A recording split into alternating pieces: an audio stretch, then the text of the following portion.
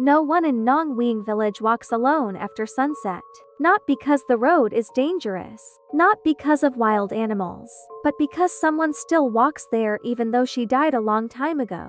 Nong Waeng is a quiet farming village, a place surrounded by rice fields that stretch to the horizon. During the day, it breeds peace. Children run between the stilts of wooden houses, their laughter sharp and clear. Farmers rest beneath the shade of tamarind trees, their voices a low murmur against the steady hum of insects. The wind moves gently through the tall, green stalks of rice, a soft whisper that promises life and harvest. But when night falls, the village changes. The paths that weave between the fields become narrow and dark, tunnels of blackness carved through the landscape. The air grows heavy, thick with a silence that feels watchful. Dogs, usually so quick to bark at shadows, fall quiet. Even the cicadas seem to disappear, as if holding their breath, waiting for something to pass. This is when the villagers say she appears. Witnesses describe her the same way, their accounts echoing each other even when spoken by those who have never met. A woman, draped in a simple white dress, her hair long and black, a curtain that hangs over her face. Her feet, they say, never touch the ground. She moves slowly, silently, a specter floating just above the dirt road that leads past the silent rice fields. Sometimes she cries, a soft, desolate sound that carries on the wind. Sometimes she calls a name, a whisper lost in the darkness.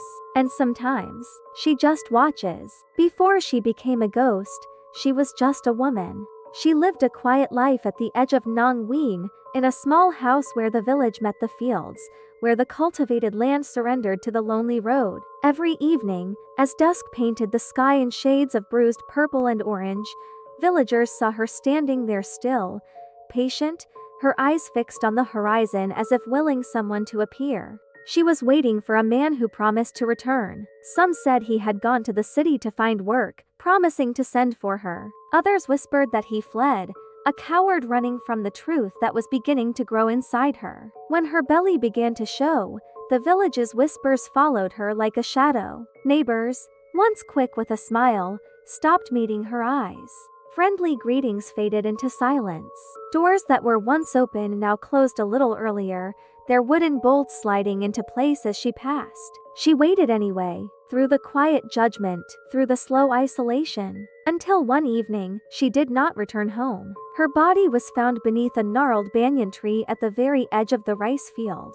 Her face, framed by damp hair, was calm, almost peaceful, a mask of final acceptance.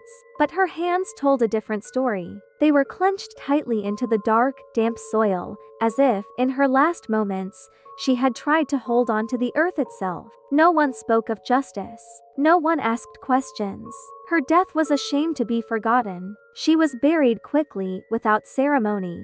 The crying began 3 nights after her burial. It wasn't a wail of terror or a scream of rage. It was the sound of someone who had waited too long, a sorrow so deep it had soaked into the land itself. A farmer, walking home late after mending a broken irrigation channel, heard the sobbing behind him. He spun around, his heart pounding against his ribs.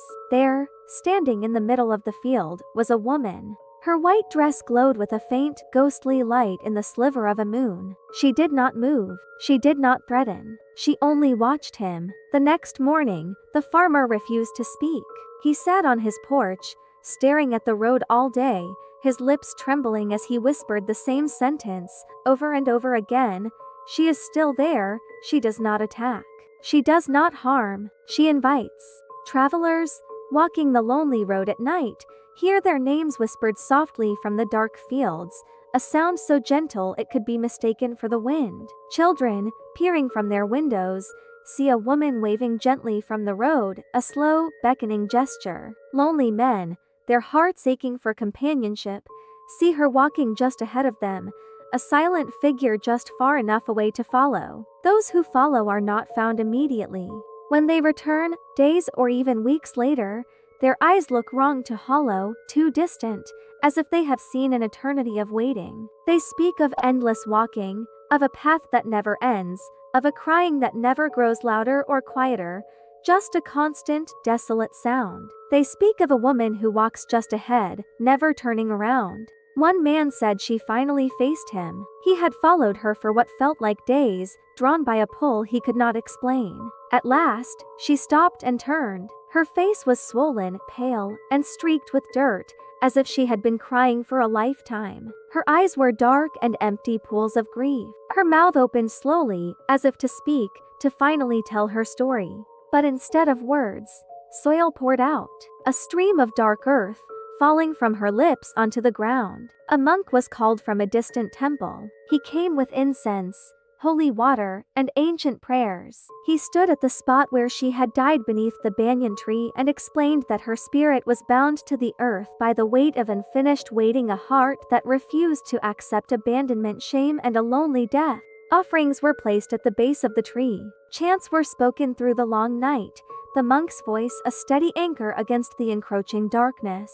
For a short time, the crying stopped. The fields felt peaceful again. But grief does not obey rituals. A broken promise cannot be mended with prayers. Months later, an old woman was woken by a sound outside her window. Slow, bare, dragging, the sound of tired feet on dry earth. With trembling hands, she parted her curtain and looked out. She saw her, standing beneath the banyan tree again, a pale silhouette against the night. Still waiting. The elders now say the ghost of Nong Waeng is not angry. She is lonely. She waits for the man who never returned. She waits for the village that turned away from her in her time of need. She waits for someone, anyone, to acknowledge her suffering, to sit with her in her endless vigil. And each night she waits, her presence grows stronger. The road feels longer. The darkness feels heavier. And the crying comes closer. If you ever pass Nong Waeng Village at night and see a woman standing by the road, her face hidden by a curtain of black hair, do not speak. Do not stop. Do not look back. Because she is not asking for help. She is asking you to wait with her. And once you stop walking forward, you may never leave the fields again.